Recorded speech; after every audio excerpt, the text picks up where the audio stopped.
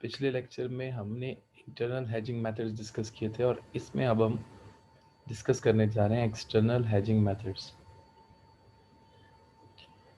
उसमें से सबसे पहला है फॉरवर्ड कॉन्ट्रैक्ट, जो मैं थोड़ा बहुत आपको लास्ट वीडियो में समझा चुका था और फिर भी let me explain it again. Forward contract क्या है कि अगर आपको फॉरेन करेंसी में पेमेंट करनी है या पेमेंट रिसीव होनी है, तो उस केस में क्या होगा। फॉर एग्जांपल, अगर आपको एक महीने के बाद डॉलर्स में पेमेंट करनी है और आपको ये आइडिया नहीं है कि एक महीने के बाद जब आप वो डॉलर्स परचेज करने जाओगे तो उस वक्त वो $1000 आपको किस रेट से मिलेंगे या उसके लिए आपको कितने पाकिस्तानी रुपीस चाहिए होंगे। वो ज़्यादा हो सकते हैं, कम हो सकते हैं। कम की टेंशन नहीं है, ज़्यादा हो गए तो प्रॉब्लम है। तो ये जो रिस्क है, इसको आप कैसे ख़त्म कर सकते हो, उसका एक तरीका फॉरवर्ड कॉन्ट्रैक्ट का है। यानी वो ये है कि आप बैंक के पास जाएं आज और बैंक से कहें कि एक महीने के बाद मुझे $1000 चाहिए होंगे। आज आप मेरे साथ उन $1000 के लिए कॉन्ट्रैक्ट कर लें एक महीने के बाद का, और रेट आज फिक्स कर लें, ताकि जब मैं एक महीने के बाद आपसे डॉलर्स परचेज करने आऊं तो आप मुझे फिर उसी रेट पर वो डॉलर्स दें। तो बैंक आपके साथ एक फिक्स्ड डेट का, एक फिक्स्ड क्वांटिटी का कॉन्ट्रैक्ट कर लेगा, जिसमें वो रेट भी फिक्स कर देगा। फिर वो कॉन्ट्रैक्ट एक महीने के बाद एग्जैक्टली उसी डेट पर एग्जीक्यूट किया जाएगा और उतने ही करेंसी के लिए किया जाएगा जिसका कॉन्ट्रैक्ट हो रहा होगा। इसको कहते हैं फॉरवर्ड कॉन्ट्रैक्ट।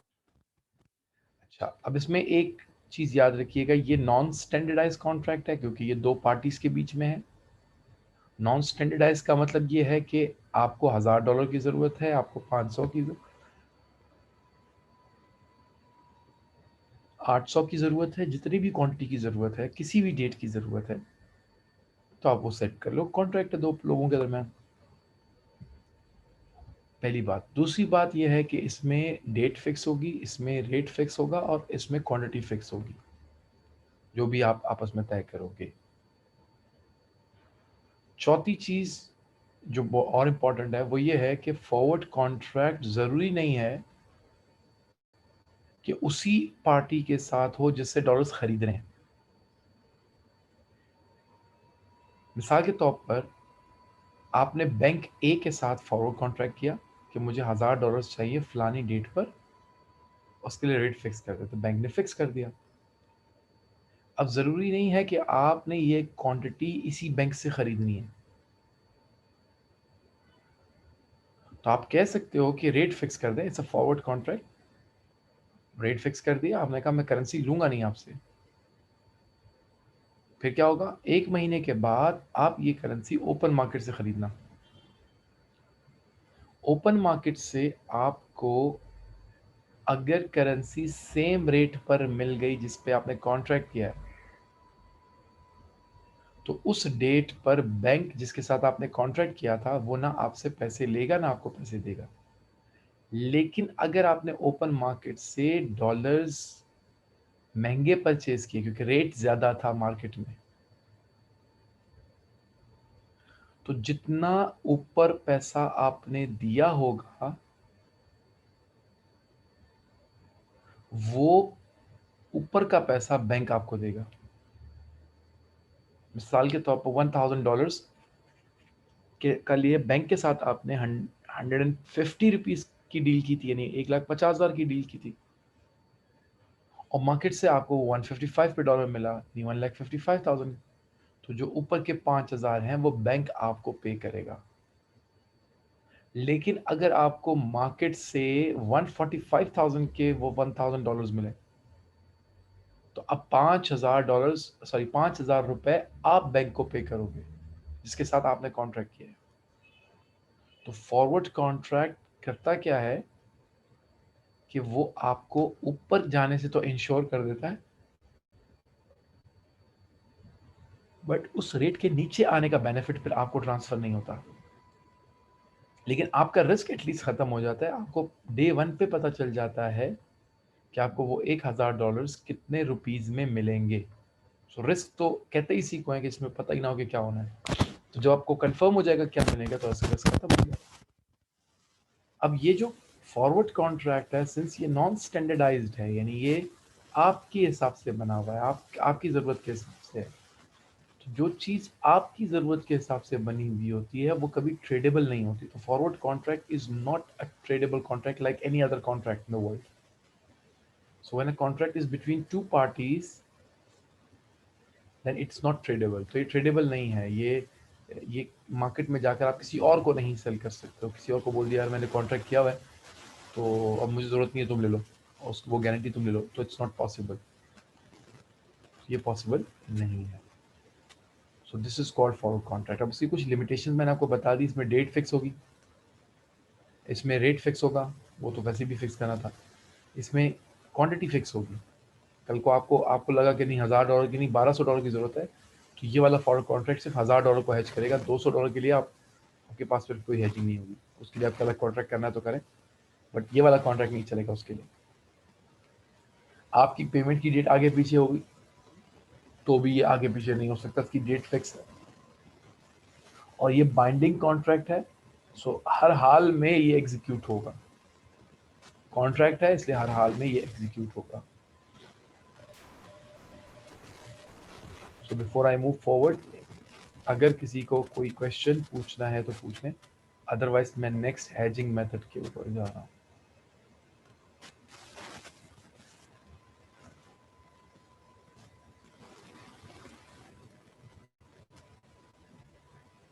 आगे जाऊं?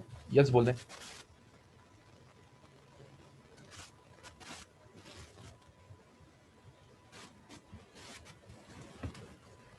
Okay, it means no questions. Now next is currency futures. ये बड़ा इंटरेस्टिंग हेजिंग मेथड है, लेकिन ये जो फ्यूचर्स है, करेंसी फ्यूचर्स, ये याद रखिए एक बात, इसका प्राइम ऑब्जेक्टिव करेंसी फ्यूचर्स का हरगिज हेजिंग नहीं है। इसका प्राइम ऑब्जेक्टिव हेजिंग नहीं है। ये बाकायदा एक इंस्ट्रूमेंट है फ्यूचर्स, और ये बाकायदा बिजनेस या ट्रेडिंग के लिए यूज होता है। इसकी बाकायदा मार्केट होती है, इसको फ्यूचर्स एक्सचेंज कहते हैं।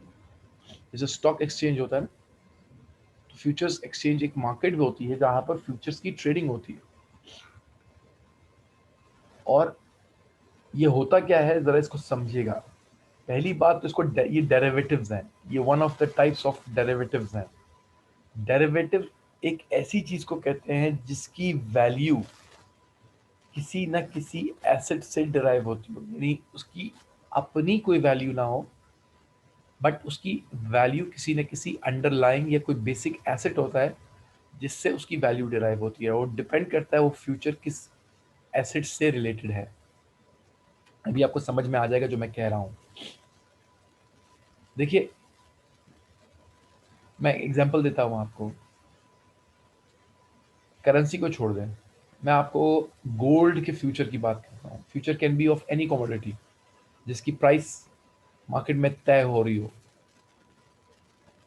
तो इट कैन बी एनीथिंग। जैसे अभी आप नेट पे जाओ, तो अभी आप नेट पर शायद टमाटर का रेट इतना अच्छा नहीं मालूम कर सको, लेकिन गोल्ड का मालूम कर लोगे और आपको गोल्ड उसी रेट में मिलेगा, शेयर्स का मिल जाएगा, बहुत अवेलेबल स्टैंडर्डाइज मार्केट से। तो अगर गोल्ड का फ्यूचर होगा तो उसका मतलब क्या होगा जरा समझिएगा। मैं और आप है, एक तरीका गोल्ड से कमाने का यह है कि मैं पहले मार्केट जाऊं, किसी से गोल्ड खरीदूं और वो गोल्ड ले लूं। ठीक है, खरीद लूं, उठा लूं उससे, फिजिकली उस गोल्ड उससे ले लूं किसी भी रेट पर। लेट्स से 1 लाख रुपए में मैंने एक तोला या लेट्स से 10 ग्राम गोल्ड ले लिया मैंने। 10 ग्राम 1 लाख। अब मैं कस्टमर को बेचूं, अब मैं जब आगे बेचूंगा खरीदने के बाद तो महंगा बेच सकता हूँ, सस्ता बेच सकता हूँ, सही, और मुझे इसका डिफरेंस प्रॉफिट मिल जाएगा। वो गोल्ड मैं फिर दे भी दूंगा आगे किसी को।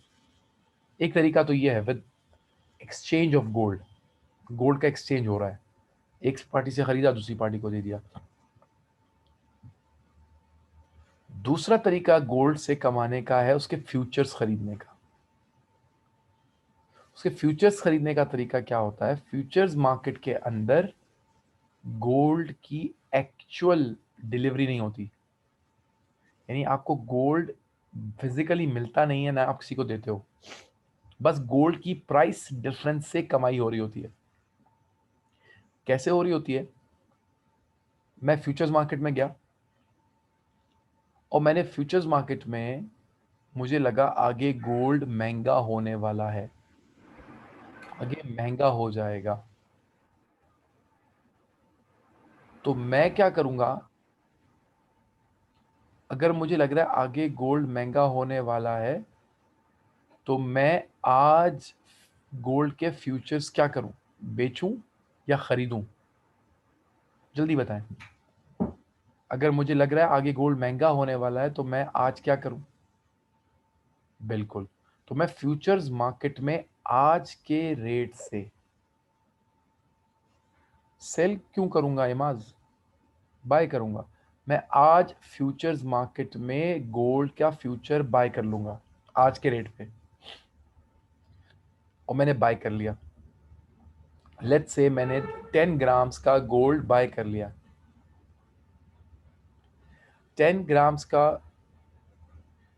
गोल्ड आज मैंने बाय कर लिया आज के रेट पर 100,000 में, 1 लाख में, ये हो गया बुक। अब मुझे कोई भी गोल्ड नहीं देगा, याद रखना, मुझे कोई गोल्ड नहीं देगा आज, क्योंकि मैं गोल्ड नहीं खरीद रहा, गोल्ड का फ्यूचर खरीद रहा हूं।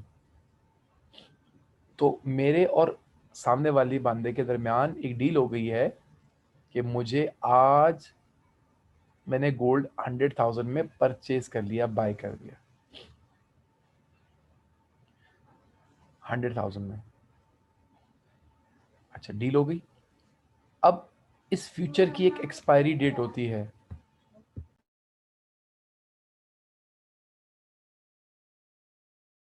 इस फ्यूचर की एक एक्सपायरी डेट होती है, और उस एक्सपायरी डेट का मतलब होता है कि ये कॉन्ट्रैक्ट,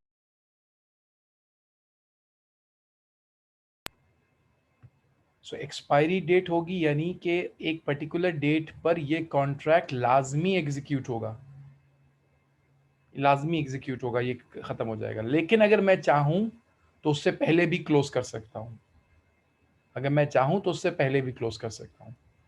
अब फ्यूचर्स कॉन्ट्रैक्ट में और एक नॉर्मल परचेज में क्या फर्क होता है, वो जरा समझिएगा। अगर मैं किसी से गाड़ी खरीदूं जिसमें गाड़ी की फिजिकल डिलीवरी हो, ठीक है, तो वो कॉन्ट्रैक्ट उस वक्त खत्म हो जाएगा जब मैं पैसे दे दूंगा और वो गाड़ी दे देगा, खत्म। उसके बाद मेरा गाड़ी बेचना जरूरी नहीं है, मैं गाड़ी खरीद रहा हूं, मुझे गाड़ी मिल जाएगी, उसको पेमेंट मिल जाएगी, ट्रांजैक्शन क्लोज्ड। बट फ्यूचर्स के अंदर ट्रांजैक्शन क्लोज करने का मतलब क्या है, जरा समझिएगा। इसमें कोई फिजिकल डिलीवरी होती नहीं है, तो फिजिकल एक्सचेंज नहीं होता, तो सोना मुझे फिजिकली नहीं मिलेगा, लेकिन मैं सोना बाय कर चुका हूं 1 लाख रुपए में। अब एक पर्टिकुलर डेट पर ये लाजमी क्लोज होगा, और क्लोज होगा ये सेल पे, फिजिकल डिलीवरी तो हो रही नहीं है, तो क्लोज कैसे होगा, मैंने बाय किया था, अब मुझे सेल करना पड़ेगा। या तो मैं डिलीवरी ले लूं और क्लोज कर दूं, और सोना मेरा हो गया, पैसे सामने वाले के हो गए सारे, वो तो मैं कर नहीं रहा। तो अब क्लोज कैसे होगा, इसको सेल करके क्लोज होगा। कैसे, अब मेरे पास एक डेट है फ्यूचर की, उस डेट से पहले पहले या उस डेट पर मुझे इस फ्यूचर ट्रांजैक्शन को क्लोज आउट करना है, क्लोज करना है सेल करके, क्योंकि मैं पहले बाय कर चुका हूं, अब सेल करना पड़ेगा। लेट्स से मैंने 31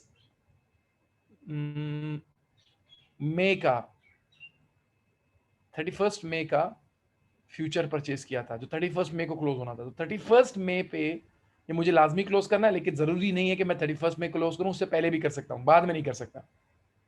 तो 31 मई पे तो ये मैंडेटरी हो जाएगा कि क्लोज करना है, बट उससे पहले भी मुझे लगा कि मुझे इसको बेचना है तो मैं बेच दूंगा। सो लेट्स से मैं पहले नहीं बेच रहा, मैं 31 मई को बेच रहा हूं, तो 31 मई को मुझे इसको क्लोज करना है अगर, तो 31 मई पे जो भी रेट चल रहा होगा इस फ्यूचर कॉन्ट्रैक्ट का, उस पर मैं इसको लाजमी क्लोज करूंगा। अब वो ज्यादा है कम है, सोना महंगा हो गया सस्ता हो गया, क्योंकि मैं तो स्पेकुलेट कर रहा था ना, महंगा हो सकता है और सस्ता भी हो सकता है, मुझे लग रहा था महंगा होगा, तो मैं अज्यूम कर लेता हूँ महंगा हो जाता है, और 1 लाख की चीज 1,10,000 की हो जाती है, तो मैं 31 मई को इसको 1,10,000 में सेल कर दूंगा।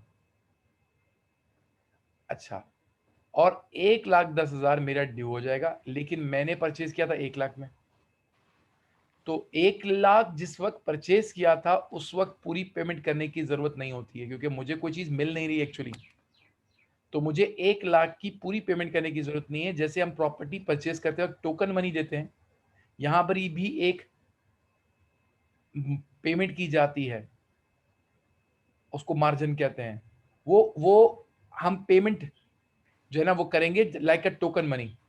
तो लेट्स से 1 लाख की परचेजिंग थी, हमने 10,000 रुपए की पेमेंट कर दी, तो 1 लाख की जगह 10,000 की पेमेंट कर दी और लॉक कर दिया अपना सोना 10 ग्राम का। अब उसके बाद 1 महीने के बाद या 31 मई को मैंने इसको क्लोज करना है, तो 1,10,000 रुपए मैंने इसको क्लोज कर दिया, 1,10,000 रुपए मैंने क्लोज कर दिया। अब जब 1,10,000 रुपए मैंने क्लोज किया, तो फिर होगा क्या, मुझे कितने का गेन हुआ,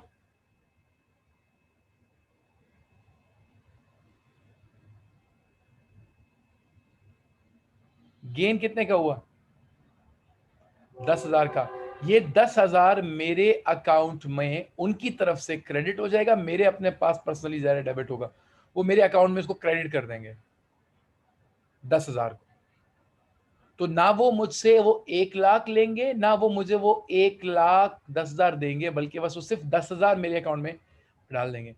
10,000 पहले क्रेडिट हुआ था जब मैंने एडवांस दिया था, वो मेरे अपने जेब के पैसे थे, और 10,000 ये वाला क्रेडिट हो जाएगा जो कि प्रॉफिट है, तो मेरी टोटल पेमेंट हो जाएगी 20,000, जो वो मुझे पे कर देंगे। अगर मुझे पेमेंट निकलवानी है तो मेरे अकाउंट में आ जाएंगे 20,000 रुपए। इस तरीके से हम फ्यूचर्स की ट्रेडिंग में गेन करते हैं, जिसमें हम सिर्फ प्राइस के ऊपर खेल रहे होते हैं, we do not get the actual commodity जिसके लिए हम ट्रेडिंग कर रहे होते हैं। अब ये जो फ्यूचर्स का कॉन्ट्रैक्ट होता है, सुनना गौर से, इसकी जो वैल्यू होती है वो उस एसेट पे डिपेंड करती है जिसका ये फ्यूचर है। जैसे गोल्ड का फ्यूचर है, तो गोल्ड के फ्यूचर की वैल्यू गोल्ड की वैल्यू पे डिपेंड करती है, लेकिन जो गोल्ड की वैल्यू ओपन मार्केट में विद फिजिकल डिलीवरी है, और जो फ्यूचर मार्केट में फ्यूचर की वैल्यू होती है, वो डिफरेंट होती है। फ्यूचर्स की एग्जीक्यूशन डेट जो होती है, जिस दिन वो फाइनली एग्जीक्यूट होता है हर हाल में, उस डेट पर प्राइस सेम हो जाती है, हो जानी चाहिए थ्योरेटिकली गोल्ड के बराबर। बट बीच में जब ये ट्रेड हो रहा होता है तो उसकी वैल्यू और ओपन मार्केट में गोल्ड की वैल्यू डिफरेंट होगी, बट डिपेंड गोल्ड पे ही कर रही होगी, यानी गोल्ड की वैल्यू ऊपर जा रही होगी, जो फ्यूचर कॉन्ट्रैक्ट है उसकी वैल्यू भी ऊपर जा रही होगी, गोल्ड की वैल्यू नीचे आ रही होगी, फ्यूचर कॉन्ट्रैक्ट की वैल्यू भी नीचे आ रही होगी। बट वो वैल्यू में जो चेंज होता है वो एग्जैक्टली सेम नहीं होता, याद रखिएगा, वो सेम नहीं होता। इसी तरीके से करेंसी के फ्यूचर्स होते हैं, बिल्कुल एग्जैक्टली इसी तरीके से वो भी ट्रेड हो रहे होते हैं। आप बाय करते हो, आप सेल करते हो, और उस बाइंग और सेलिंग के डिफरेंस से आप प्रॉफिट कमाते हो। अब इस ये तो है नॉर्मल मार्केट जहां ट्रेडिंग हो रही है। अब इसको मैं, मेरे जैसा बंदा जो फॉरेन एक्सचेंज रिस्क को हेज करना चाहता है, वो फ्यूचर्स मार्केट को कैसे यूज कर सकता है अपने रिस्क को हेज करने के लिए। अब वो मैं कनेक्शन जोड़ रहा हूँ, अब सुनिएगा। मुझे आज से 1 महीने बाद $1000 की पेमेंट करनी है। डॉलर आज 150 रुपीज का है, इसका मतलब मुझे $1000 1.5 लाख के आज मिलेंगे अगर मैं आज परचेज कर, लेकिन पेमेंट करनी है मुझे 1 साल के 1 महीने के बाद। एक रास्ता मेरे पास ये है कि अगर मुझे ये डर लग रहा है कि डॉलर महंगा हो जाएगा तो मैं आज ही खरीद लूं पूरे $1000। अगर मैं आज ही ये $1000 परचेज करता हूं तो 1.5 लाख रुपए मेरे 1 महीने तक के लिए ब्लॉक हो जाएंगे, आइडल पड़े रहेंगे। उसके ऊपर मुझे फाइनेंस कॉस्ट बेयर करनी पड़ेगी, जो मैं नहीं लेट से बेयर करना चाहता, क्योंकि ये अमाउंट बहुत बड़ी भी तो हो सकती है। अभी तो मैंने सिर्फ एग्जाम्पल के लिए $1000 बता दिया। $1000 की पेमेंट तो इतनी बड़ी नहीं है, तो शायद लोग कर भी लें पहले से परचेज। बट अगर ये $1 लाख या $10 लाख होंगे या इससे भी ज़्यादा होंगे, तो उस केस में लोग इसको एडवांस में रख लें। पेमेंट की ज़रूरत 1 महीने के बाद की है और अभी से खरीद लें, और 3 महीने के बाद की ज़रूरत हो तो क्या करेंगे, 6 महीने के बाद की ज़रूरत हो तो क्या करेंगे। सो फाइनेंस कॉस्ट बहुत बढ़ जाएगी, इसलिए लोग ये वाला काम नहीं करेंगे। क्या करें, अब $1000 की पेमेंट मुझे 1 महीने के बाद करनी है, डॉलर महंगा हो सकता है, इस रिस्क को मुझे हेज करना है, तो मैं क्या करूं, मैं जाऊंगा फ्यूचर्स मार्केट में और मैं वहां फ्यूचर्स का क्या कॉन्ट्रैक्ट खरीदूंगा जिसमें $1000 होंगे। अब फ्यूचर्स मार्केट की एक मुसीबत ये है कि उसके जो कॉन्ट्रैक्ट्स होते हैं वो स्टैंडर्डाइज होते हैं और उसके अंदर क्वांटिटी फिक्स होती है। अब मैं थोड़ी देर के लिए अज्यूम कर रहा हूँ कि इस फ्यूचर कॉन्ट्रैक्ट की जो मैं परचेज करने जा रहा हूँ उसमें $500 एक कॉन्ट्रैक्ट में होते हैं, तो मुझे कितने कॉन्ट्रैक्ट्स परचेज करने पड़ेंगे,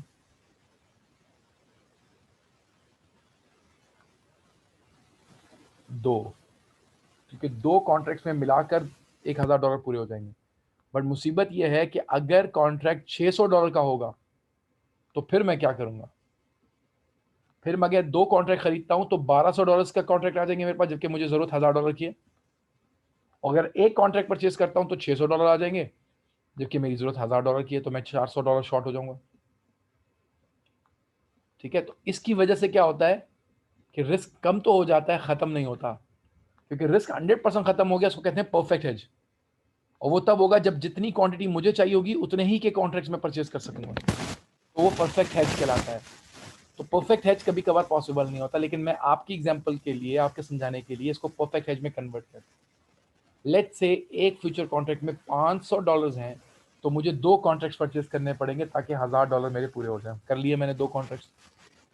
अच्छा, मैं अज्यूम कर रहा हूं कि जितना ओपन मार्केट में रेट है उतना ही फ्यूचर का कॉन्ट्रैक्ट रेट है। ये भी पॉसिबल नहीं, ये भी नॉर्मली है, होता नहीं ऐसा, जिसकी वजह से जो ओपन मार्केट में रेट फ्लक्चुएट करता है और जो फ्यूचर मार्केट के अंदर रेट फ्लक्चुएट करता है उसमें फर्क आ जाता है और मेरा परफेक्ट हेज नहीं हो पाता। डायरेक्शन तो सेम होती है, ओपन मार्केट में डॉलर महंगा हो रहा है तो फ्यूचर भी महंगा हो रहा होगा, तो डायरेक्शन तो सेम हो रही होती है, हेज तो हो रहा होता है। बट जितना ओपन मार्केट में हो रहा होगा जरूरी नहीं उतना फ्यूचर मार्केट में हो, जिसकी वजह से थोड़ा बहुत रह जाएगा इम्पैक्ट, इसलिए इसको इम्परफेक्ट हेजिंग कहेंगे, परफेक्ट नहीं कहेंगे। लेकिन मैं फिर सिंप्लिसिटी के लिए अज्यूम कर रहा हूं कि जितना चेंज ओपन मार्केट में आएगा उतना ही फ्यूचर की मार्केट में आएगा। सो रेट भी अज्यूम करता हूं सेम है। लेट्स से ओपन मार्केट में भी डॉलर 150 का है और फ्यूचर्स की मार्केट में भी रेट 150 ही है, राइट। और मैंने क्या किया, फ्यूचर परचेज कर लिया, तो $1000 मेरे 2 कॉन्ट्रैक्ट्स में थे, $1 150 का, तो मैंने फ्यूचर कॉन्ट्रैक्ट 1.5 लाख रुपए में बुक कर लिया, बाय कर लिया, लेकिन मुझे 1.5 लाख पे नहीं करने। लेट्स से मुझे 15,000 पे करने 10%, और मैंने 10% 15,000 पे कर दिए फ्यूचर को बुक करने के लिए। बुक करके मेरे से 15,000 एंगेज हो गए, 1.5 लाख की परचेजिंग हो गई है। अब 1 महीने के बाद जिस दिन मुझे मार्केट से पेमेंट और डॉलर परचेज करके पेमेंट करनी है 1 महीने के बाद, तो लेट्स से वो 1 महीने के बाद का टाइम आ गया, मैं मार्केट गया, मैंने मार्केट में पूछा भाई डॉलर कितने का है, उन्होंने कहा भाई डॉलर 155 रुपए का हो गया है, और यही मुझे डर था कि महंगा हो जाएगा, हो गया। मार्केट से अब मुझे डॉलर 1,55,000 के परचेज करने हैं, $1000, ताकि मैं आगे पेमेंट कर सकूं। तो मैंने मार्केट से 1,55,000 के $1000 परचेज कर लिए, और सेम डे पे मैं फ्यूचर मार्केट में चला गया और वहां मैंने पूछा डॉलर कितने का, उसने कहा भाई फ्यूचर मार्केट में भी डॉलर 155 का रेट है। तो मैंने अपना फ्यूचर कॉन्ट्रैक्ट सेल कर दिया $1000 का, 2 कॉन्ट्रैक्ट्स, तो मुझे फ्यूचर मार्केट में मैंने परचेज कितने का किया था? परचेज कितने का किया था? 1.5 लाख का। बेचा कितने का?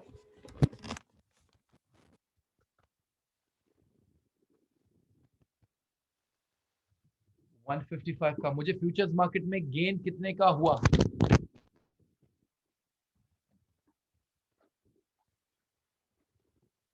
कितने का गेन हुआ? 5000 का। और ओपन मार्केट में मुझे करेंसी कितने डॉलर महंगी मिली?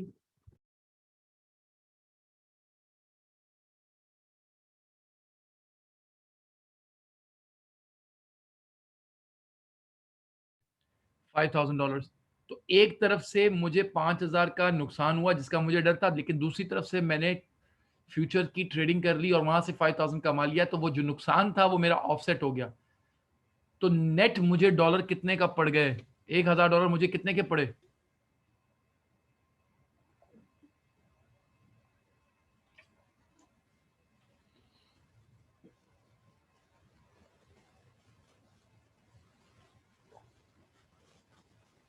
150,000 के ही पड़े, जिसका रेट 150 बन रहा है। लिहाजा मुझे कोई नुकसान नहीं हुआ डॉलर डॉलर के महंगे होने के बावजूद। And that is how we can use futures that is how we can use futures to offset any loss that we may incur because of the change in exchange rate. So अब महानूर ये कह रही है कि sir अगर dollar का rate कम हो जाता तो क्या करते? तो क्या करते? ओपन मार्केट में मुझे सस्ता मिल जाता, मुझे फायदा हो जाता, लेकिन मेरे अपना फ्यूचर कॉन्ट्रैक्ट भी सस्ता हो जाता और मुझे नुकसान हो जाता, तो मुझे फिर भी गेन और लॉस नहीं होता, मुझे फिर भी 150,000 का ही पड़ता। तो मैं भी तो रिस्क हेज करना चाहता हूं, कमाना थोड़ी चाहता हूं। तो रिस्क हेज करने का मतलब है वेरिएशंस खत्म हो जाना। वो खत्म हो रहा है। मानू समझ में आ गई ये बात?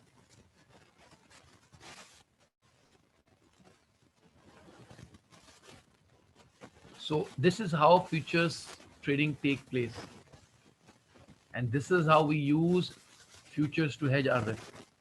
अब फ्यूचर्स जो होते हैं, फ्यूचर्स जो होते हैं वो फ्यूचर एक्सचेंज के अंदर ट्रेड हो रहे होते हैं, क्योंकि ये स्टैंडर्डाइज्ड कॉन्ट्रैक्ट्स होते हैं।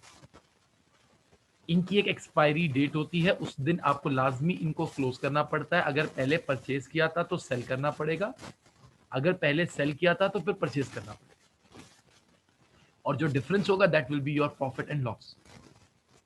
Secondly, you don't have to make full complete payment. Thirdly, you can close this contract before the expiry date. उसके बाद फ्यूचर्स कॉन्ट्रैक्ट जो होते हैं वो आपके हर करेंसी के लिए अवेलेबल नहीं होते। दुनिया की जो मेजर करेंसीज हैं जो ट्रेड होती है जिसमें, उसके लिए अवेलेबल है। अब इसका फायदा क्या होता है? जैसे फॉरवर्ड कॉन्ट्रैक्ट की डेट फिक्स होती है, इसकी भी अल्टीमेट डेट तो फिक्स होती है, बट उससे पहले भी सेल हो सकता है, जबकि फॉरवर्ड कॉन्ट्रैक्ट ना आगे ना पीछे, सेम डेट पे ही एग्जीक्यूट होता है। कॉन्ट्रैक्ट ये भी है, बाइंडिंग ये भी है, क्लोज इसको भी करना पड़ता है, बट इसका फायदा ये होता है ये पहले भी क्लोज हो सकता है। तो लोग क्या करते हैं, अगर फॉर एग्जांपल मुझे 31 मई को पेमेंट करनी थी ना, 31 मई को, तो मैं क्या करूंगा, यहां देखो डेट्स, मार्च का फ्यूचर होता है, जून का फ्यूचर होता है, सितंबर और दिसंबर का होता है, बिल्कुल आपके एसएससी के एग्जाम्स की तरह। वो भी आपका फ्यूचर बनाते हैं, ये भी फ्यूचर है। तो लेट्स से अगर 31 मई को मुझे पेमेंट करनी थी, तो मैं क्या करूंगा, जून का फ्यूचर परचेज करूंगा जो 30 जून को क्लोज होगा लेट्स से। तो क्या होगा, मेरे पास 1 महीने तक का मार्जिन आ जाएगा। तो अगर मुझे आगे पेमेंट 31 मई को करनी थी और बाद में वो डिले हो गई, तो कितनी हो जाएगी, 5 दिन, 10 दिन, लेट्स से 10 जून तक चली गई मेरी पेमेंट का डेट। तो फॉरवर्ड कॉन्ट्रैक्ट में मेरी टेंशन शुरू हो जाती है, क्योंकि फॉरवर्ड कॉन्ट्रैक्ट मुझे क्लोज करना था 31 मई को और मेरी पेमेंट चली गई आगे 10 जून तक। तो मसला हो जाएगा, 10 दिन तक का रिस्क मुझे फिर बेयर करना पड़ेगा। लेकिन यहां क्या होगा, मुझे पता है 30 जून तक क्लोज होना है, तो अगर 31 मई को पेमेंट करनी पड़ जाती है तो भी क्लोज कर सकता हूं, 10 जून तक करनी पड़ गई तो भी 10 जून को क्लोज कर दूंगा, 15 होगी तो 15 तक, 30 तक का मेरे पास मार्जिन है। तो लोग क्या करते हैं, ऐसा फ्यूचर कॉन्ट्रैक्ट खरीदते हैं जो उनकी अपनी पेमेंट डेडलाइन से 1 महीना आगे क्लोज हो रहा हो नॉर्मली, तो फिर उनके पास 1 महीने का मार्जिन आ जाता है और उस 1 महीने के अंदर कभी भी वो पेमेंट करनी पड़ जाए तो वो फ्यूचर भी बेच देते हैं और वहां से हैज कर लेते हैं अपने रिस्क को। This is how futures work and this is how we use futures for hedging our risk. अब कोई सवाल है या समझ में आ गया फ्यूचर्स की ट्रेडिंग?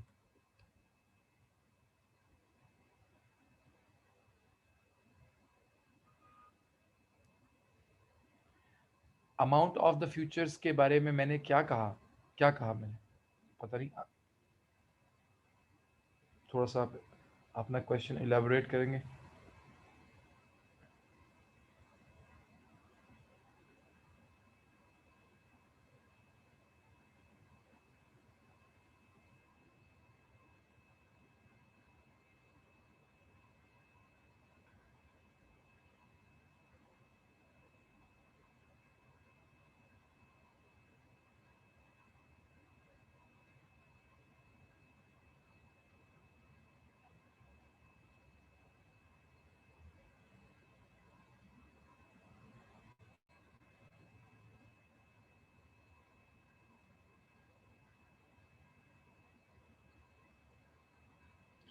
जी, पूरी अमाउंट नहीं पे करनी होती फ्यूचर्स कॉन्ट्रैक्ट परचेज करने के केस में, सिर्फ टोकन मनी पे करनी पड़ती है।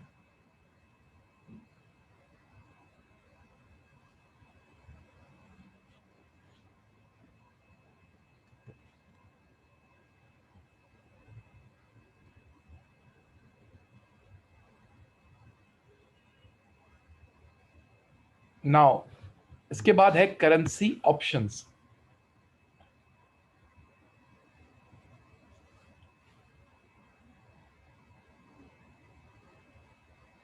करेंसी ऑप्शंस क्या है? करेंसी ऑप्शन फॉरवर्ड कॉन्ट्रैक्ट और फ्यूचर कॉन्ट्रैक्ट का ऑल्टरनेटिव है। इसमें और उन दो में फर्क क्या है? करेंसी ऑप्शंस के क्लोज करने की भी डेडलाइन होती है जिस तरह फ्यूचर कॉन्ट्रैक्ट की होती है, लेकिन लेकिन इसमें करेंसी ऑप्शन बाय करने वाले के पास ऑप्शन होता है कि वो एग्जीक्यूट करना चाहता है या नहीं करना चाहता, उसके पास राइट होता है, ऑब्लिगेशन नहीं होती है। मतलब सर, मतलब लेट्स से मुझे $1,000 की 31 तारीख को, 1 महीने के बाद मुझे $1,000 की जरूरत पड़नी है, बट जरूरत पड़ेगी नहीं पड़ेगी कंफर्म नहीं है, लेकिन $1,000 की पड़ेगी, अगर अगर पड़ेगी तो। मैं आप लोगों की एग्जांपल दे देता हूं। भाई आपको अगर पेपर देना है तो उसकी फीस तो फिक्स है ना, कितनी फीस है। अब ये फैसला नहीं कर पा रहे पेपर देना या नहीं देना से, तो आपने कहा आगे देखूंगा या देखूंगी कि मुझे पेपर देना नहीं देना, लेकिन ये तो कंफर्म है कि मुझे अगर देना है पेपर तो मुझे इतने डॉलर पाउंड चाहिए होंगे।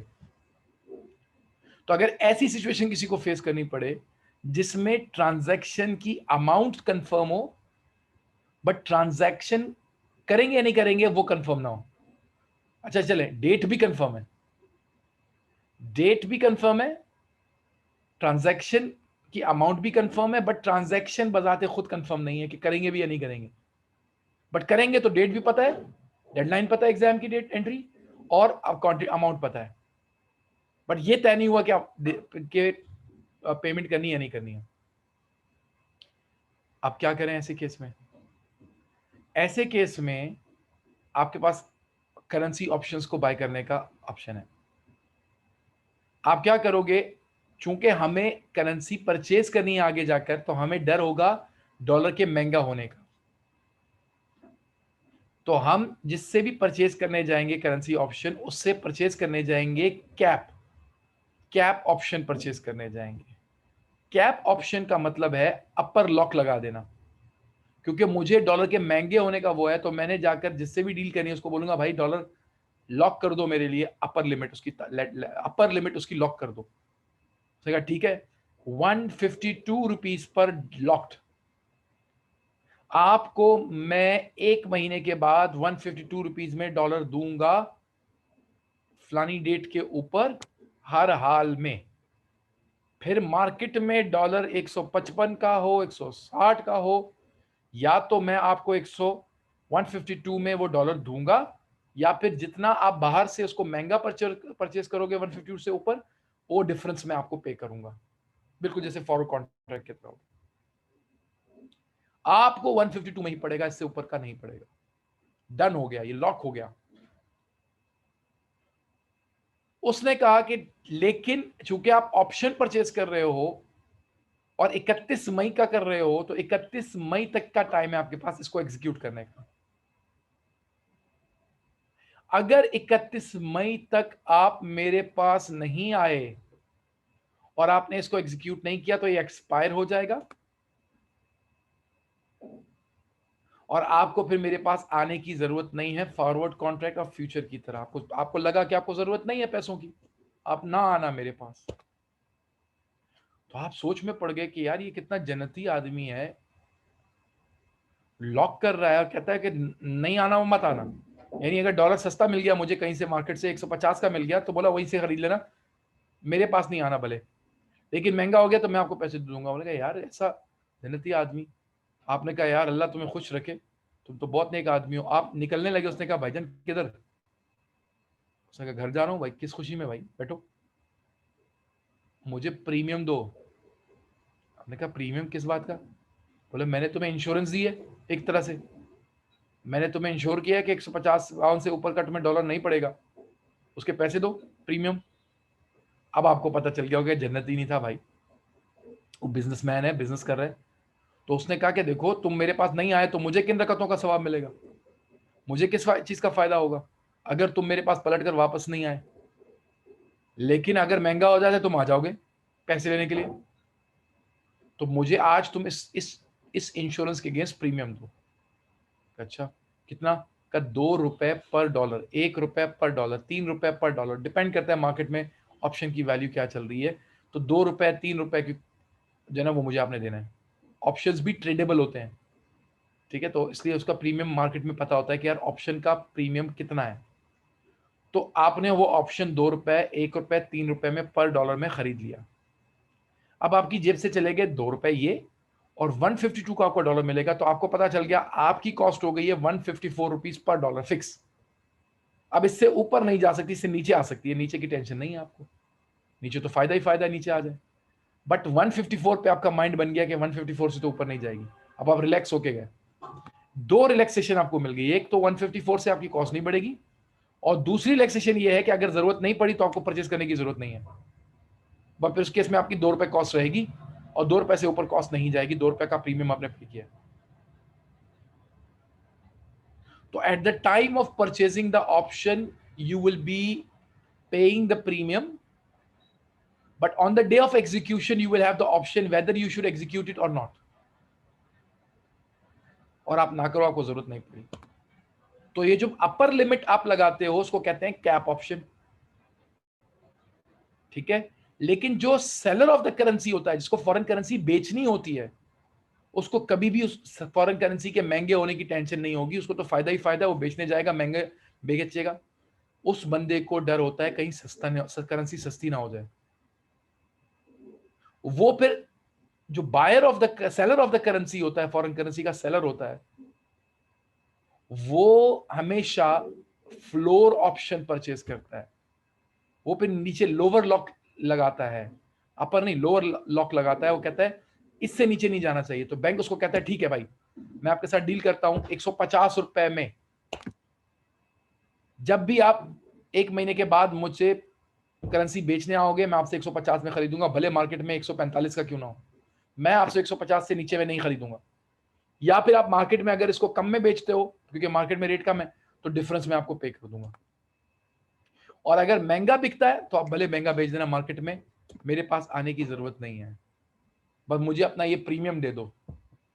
तो आप प्रीमियम पे कर दोगे, 1 रुपए 2 रुपए what ever the premium will be, और बैंक वो प्रीमियम आपसे ले लेगा और 150 रुपए पे आपको अश्योरेंस दे देगा कि आपको लाजमी डॉलर 150 रुपए में मिलेगा फ्यूचर की किसी डेट पर, जो भी डेट होगी उसकी।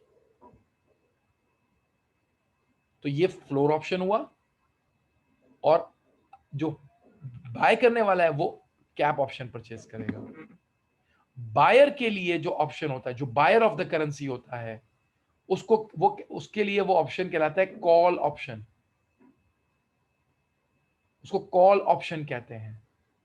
जो बाय करता है, बायर जो भी उठाएगा उसको कॉल ऑप्शन कहेंगे, और सेलर ऑफ द करेंसी जो भी उठाएगा उसको पुट ऑप्शन कहते हैं। Call and put option. Call buyer के लिए है और पुट सेलर के लिए कहलाता है। तो यानी सर, अगर मैंने करेंसी बाय करनी है फिर तो मैंने कैप बाय करना है। हाँ बिल्कुल। तो मेरे लिए कैप जो है वो कॉल ऑप्शन है। बिल्कुल, cap is a call option for you. The upper limit is a call option for you if you are the buyer of the currency. But if you are a seller तो आप floor purchase करोगे। तो floor is called put option. Floor is called put option for seller of the currency. ये put option है आपके लिए, क्योंकि आप करेंसी पुट फॉरवर्ड करोगे, रखोगे उसकी टेबल पर, उसकी टेबल पे रखोगे करेंसी बेचने के लिए। और कॉल के लिए आप टेबल पे बैठ के उसको कॉल करोगे नहीं, उसको बोलोगे दो currency. You will call for the currency. So आप मांगोगे currency. So that's how these जो नाम है आपके, ये इस तरह कॉल किए जाते हैं। अच्छा, क्या यहां तक बात समझ में आ गई कि कैसे ऑप्शंस काम करते हैं? ऑप्शंस में और फ्यूचर्स में फर्क। ऑप्शन में आपकी मर्जी होती है, आप एग्जीक्यूट करो नहीं करो, लेकिन प्रीमियम आपको at the time of purchase देना पड़ता है। जबकि फॉरवर्ड कॉन्ट्रैक्ट में प्रीमियम रेट के अंदर शामिल किया गया होता है। तो रेट के अंदर, फॉरवर्ड कॉन्ट्रैक्ट के रेट के अंदर ही बैंक अपना रेट प्रीमियम ऐड कर देता है। तो रेट ही ज्यादा बताता है, उसी में प्रीमियम ऐड कर देता है। क्लियर हुआ?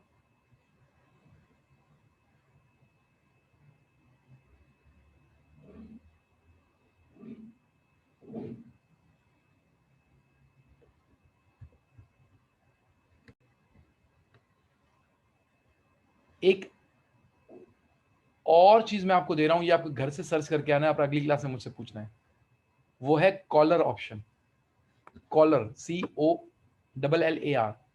इसके ऊपर रिसर्च करके आपको मुझे आके बताना है व्हाट इज कॉलर ऑप्शन, आपको क्या समझ में आया। एंड नेक्स्ट क्लास में फिर मुझसे पूछिएगा कॉलर ऑप्शन क्या होता है।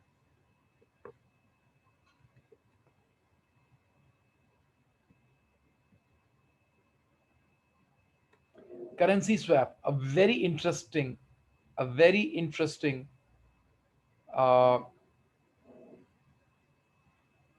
हैजिंग मेथड है। बहुत इंटरेस्टिंग हैजिंग मेथड है करेंसी स्वैप। इसके लिए मैं जस्ट आपको 3 मिनट्स दे रहा हूं, और आप जरा इसको देखिए 3 मिनट्स तक, और फिर 3 मिनट्स के बाद हम इसको डिस्कस करते हैं ये है क्या। करेंसी स्वैप क्या है, इसको एग्जांपल से समझते हैं। एक पाकिस्तानी कंपनी है, पेरेंट कंपनी है, उसको अमेरिका में एक इन्वेस्टमेंट करनी है, और उस इन्वेस्टमेंट के लिए उसको $1000 की जरूरत है। उसकी एक सब्सिडरी है अमेरिका में, उसको पाकिस्तान में एक इन्वेस्टमेंट करनी है, और उसको पाकिस्तान की इन्वेस्टमेंट के लिए 1,50,000 रुपीज चाहिए। अब हम पाकिस्तान में हैं, हमें यूएसए में इन्वेस्टमेंट करनी है, हमें फॉरेन करेंसी चाहिए डॉलर्स। वो यूएसए में, उसको फॉरेन करेंसी, उसके लिए फॉरेन करेंसी पाकिस्तान रुपीज, उसको पाकिस्तान रुपीज चाहिए 1,50,000। अब एक तरीका यह है कि मैं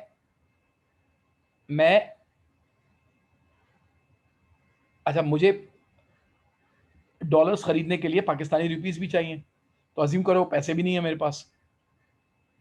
तो मैं क्या करूंगा, मैं अपने पाकिस्तान में किसी बैंक से पहले इतने पैसे लूंगा जिससे मैं $1,000 खरीद सकूं।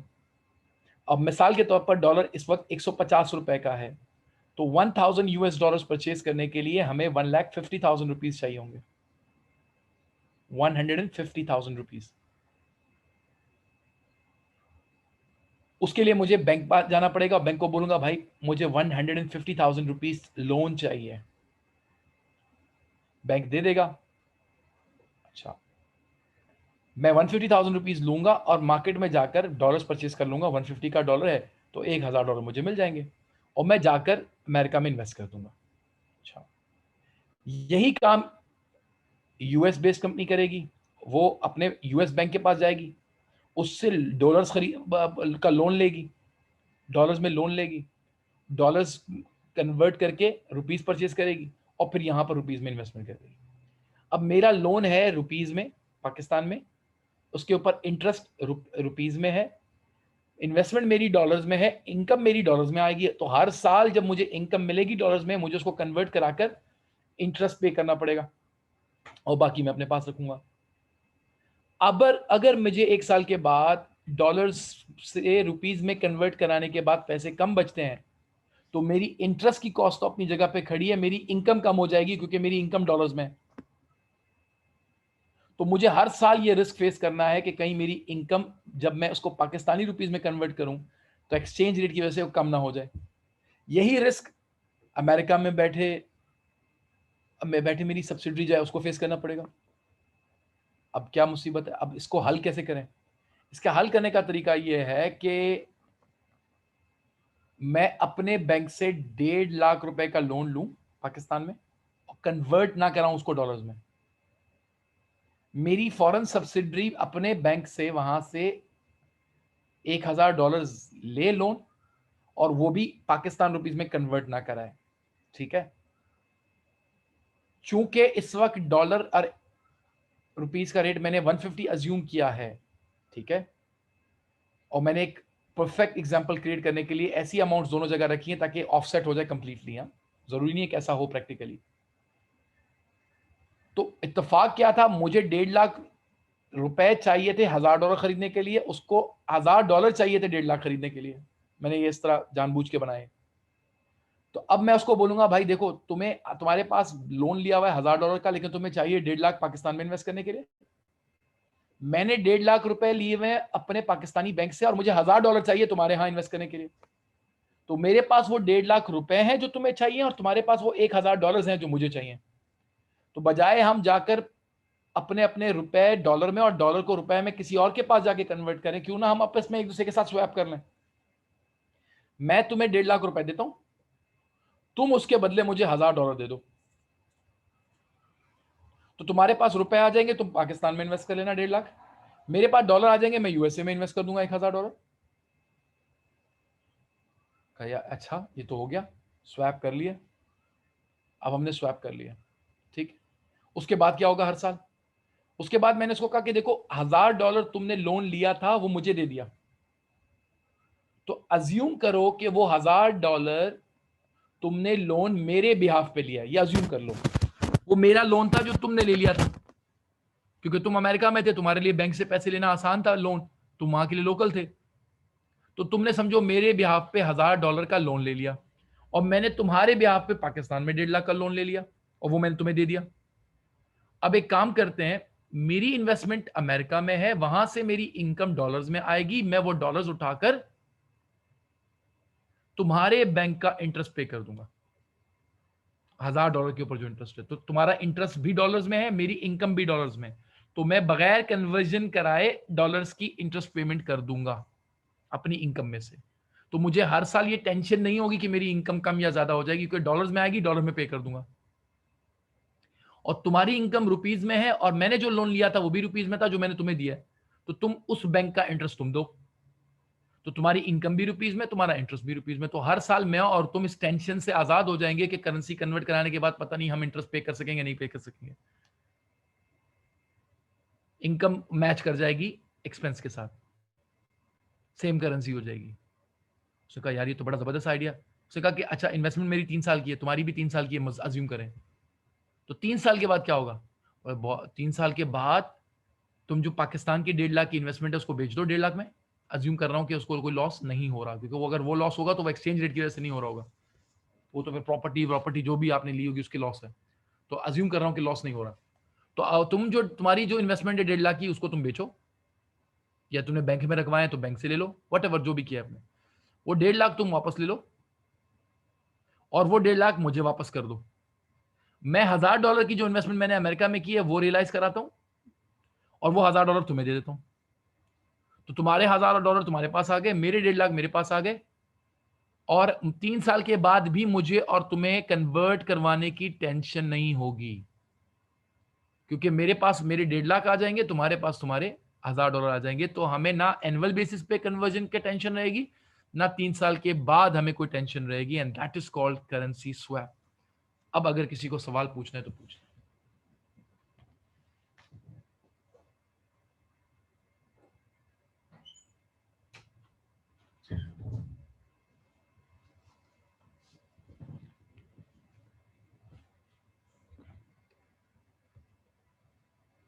अब कुछ क्वेश्चंस आए हैं, वेरी गुड क्वेश्चंस। अगर एक कंपनी 3 साल के लिए इंटरेस्ट इन्वेस्ट कर रही हो और दूसरी 4 इयर्स पर, तो फिर क्या होगा? सो उस केस में जाहिर है 3 डील नहीं हो सकेगी, क्योंकि स्वैप के ऑप्शंस लिमिटेड हैं। ये तभी होगा जब ज़रूरतें मैच कर रही होंगी। जब ज़रूरतें मैच कर रही होंगी तो ही ये स्वैप हो सकेगा। तभी जो अगला सवाल है, किसी ने पूछा सर पेरेंट और सब्सिडरी रिलेशनशिप होना ज़रूरी है? नहीं, वो ज़रूरी नहीं है। बट पेरेंट और सब्सिडरी चूंकि एक दूसरे के बारे में जानते होते हैं, so they can easily interact with each other to find their need and then मामला कर लें। लेकिन जिसको आप जानते ही नहीं होंगे, आपको क्या पता होगा कोई इस वक्त डॉलर खरीदने जा रहा है, उसको डॉलर की जरूरत है और आपको वो, और दूसरा ट्रस्ट का भी फैक्टर होगा। तो इसलिए पेरेंट सब्सिडरी दो वजह से रिलेशनशिप जरूरी है। एक तो ट्रस्ट का फैक्टर, और सेकेंडली आप इन्फॉर्म्ड होंगे, आपको पता होगा कि ऐसी कंपनी है जिसको ये जरूरत पड़ रही है, जो आप और जिनके दरमियान आप लोग आपस में स्वैप कर सकते हो।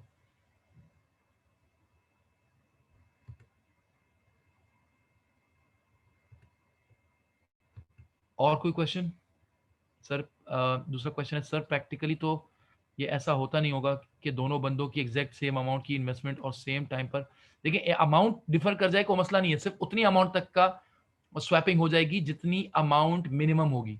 मिसाल के तौर पर एक को 1.5 लाख की जरूरत है और एक को 1 लाख की, तो 1 लाख तक की स्वैपिंग हो जाएगी, बाकी 50,000 का जो है ना वो लॉस खुद बेयर कर ले, 1 लाख तो कम से कम ऑफसेट हो जाएगा। तो अमाउंट का मसला नहीं है, अमाउंट तो अगर डिफरेंट भी थोड़ी बहुत होगी तो वो ऑफसेट हो जाएगा, नेट ऑफ हो जाएगा एटलीस्ट। बट डेट ऑफ जो रिकवरी है वो, और ये लोग मैच कर जाएं आपस में, यानी उनको पता चल जाए एक दूसरे का, ये जरूरी है।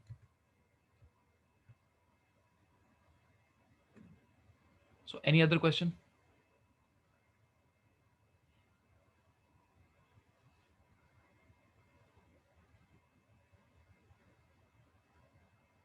So when the loan repayment time comes to, so Pakistani company would pay the loan payment of subsidiary who are in USA. जब लोन पेमेंट की बारी आएगी तो लोन ये लोग अपना अपना खुद पे करेंगे, बस वो अपनी करेंसी वापस एक दूसरे के साथ स्वैप कर लेंगे, अपनी इन्वेस्टमेंट ले लेंगे और एक दूसरे को पैसे वापस कर देंगे, और ये लोग फिर अपना अपना लोन रीपे करेंगे। एक दूसरे का लोन रीपे नहीं हो सकता ना, लोन तो वही रीपे करेगा जिसने लिया होगा। तो अगर मैं पाकिस्तान में था तो मैंने अपनी यूएस इन्वेस्टमेंट सेल करनी है और वो डॉलर पकड़ा देने सब्सिडरी को, सब्सिडरी ने अपनी पाकिस्तानी इन्वेस्टमेंट बेचकर वो पैसे मुझे पकड़ा देने, और वो पैसे जब मेरे पास आ जाएंगे मैं अपना लोन पे कर दूंगा।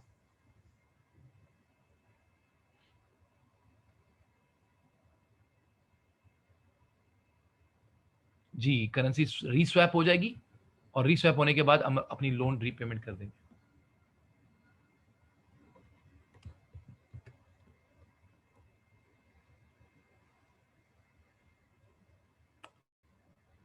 अब लास्ट एक्सटर्नल हेजिंग मेथड रह गया है, वो है money market hedging. Money market hedging, ठीक है। अच्छा, I am not going into money market hedging at the moment, क्योंकि ये इंफॉर्मेशन ओवरलोड हो जाएगी, ठीक है। मनी मार्केट हेजिंग की मैं आपको एक वीडियो बनाकर भेजूंगा कल। बिफोर दैट, क्योंकि कैलकुलेशन जो आपके पास आती है वो मनी मार्केट हेजिंग की आती है या फॉरवर्ड कॉन्ट्रैक्ट वाली आती है, बीच में जो आपको मैंने सब कुछ पढ़ा है उसकी सिर्फ थ्योरी आती है। तो मनी मार्केट हेजिंग और फॉरवर्ड मार्केट, इन दोनों की कैलकुलेशन आती है, और मनी मार्केट हेजिंग थोड़ी सी ट्रिकी है। सो मैं कल इंशाल्लाह इसके ऊपर एक वीडियो बनाकर आपको भेजूंगा, लेकिन बाय दैट टाइम जितना आप तक पढ़ा है उसको एक दफ़ा गो थ्रू कर लेना ताकि अच्छी तरह ज़हन में बैठ जाए। वीडियो बनाने के बाद जो मेरी सैटरडे वाली क्लास होगी उसमें मैं 2 काम करूँगा। एक मैं आपको इंटरेस्ट रेट रिस्क की थ्योरी पढ़ाऊँगा और दूसरा मनी मार्केट हेजिंग से रिलेटेड जो एग्ज़ाम में क्वेश्चन आते हैं उस तरह के 1 या 2 क्वेश्चंस करवा दूँगा। तो वो आप वीडियो देख चुके होंगे इसलिए आपको वो कैलकुलेशन भी समझ में आ जाएगी। और इंशाल्लाह सैटरडे वाले दिन हमारा कोर्स एंड हो जाएगा, कोर्स खत्म हो जाएगा।